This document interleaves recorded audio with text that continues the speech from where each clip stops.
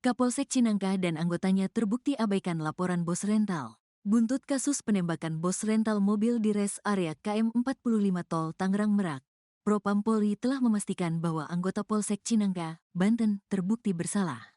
Hal ini karena anggota Polsek Cinangka telah mengabaikan laporan yang berujung pada penembakan bos rental mobil yang menewaskan Ilyas Abdurrahman, 48, di res area KM 45 Tol Tangerang Merak, Banten, Kamis, tanggal 2 Januari tahun 2025.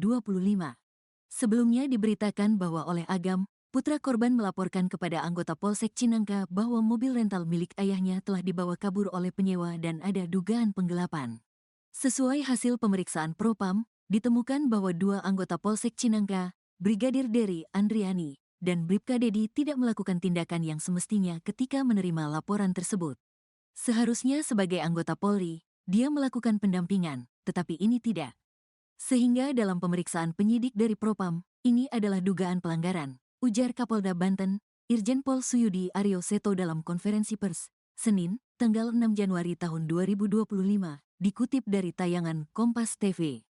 Dikutip dari kompas.com, semula Agam dan tim yang tergabung dalam komunitas rental datang ke Polsek Cinangka pada Kamis, tanggal 2 Januari tahun 2025, pukul 2.30 waktu Indonesia Barat.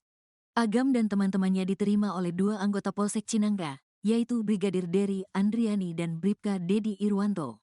Namun, alih-alih memberikan pendampingan, kedua anggota polisi itu malah menyarankan Agam untuk membawa surat resmi dari pihak asing. Padahal, menurut Agam semua dokumen yang diperlukan ketika melakukan pelaporan telah disediakan.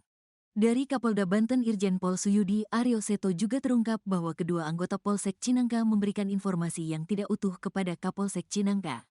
Alih-alih menyampaikan laporan dugaan penggelapan mobil yang disewa, anggota tersebut justru melapor kepada Kapolsek bahwa aduan ini terkait asing. Hal ini yang membuat Kapolsek kemudian justru menjelaskan mekanisme pelaporan masyarakat terkait asing kepada pelapor. Dikutip dari Tribun News, Kapolsek Cinangka, AKP Asep Iwan Kurniawan sempat membantah tuduhan penolakan pendampingan terhadap bos rental. Asep beralasan pihaknya enggan gegabah memberikan pendampingan karena menyangkut keselamatan semua pihak. Terkait permintaan pendampingan, Suyudi menyebut bahwa seharusnya kedua anggota tersebut bisa melakukan pendampingan. Ia juga menyebut alasan kedua anggota Polsek Cinangka tersebut menolak pendampingan adalah karena merasa kekuatannya sedikit. Nah, dokumennya ini pun sudah disampaikan sebenarnya oleh saudara Agam, baik itu BPKB, STNK, maupun kunci cadangan.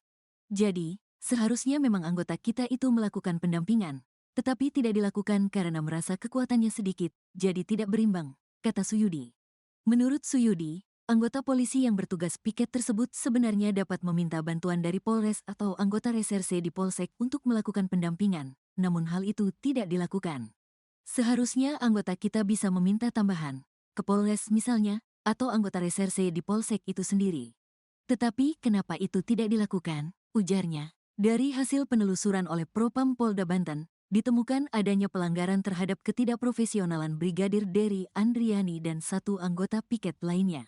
Tentu saja anggota ini akan kami tindak tegas, baik secara etika yang sanksinya dapat berupa demosi, bahkan yang terberat adalah PTDH, tambah Suyudi. Suyudi juga menegaskan bahwa Kapolsek Cinangka, sebagai pimpinan di Polsek tersebut, turut bertanggung jawab atas kelalaian ini.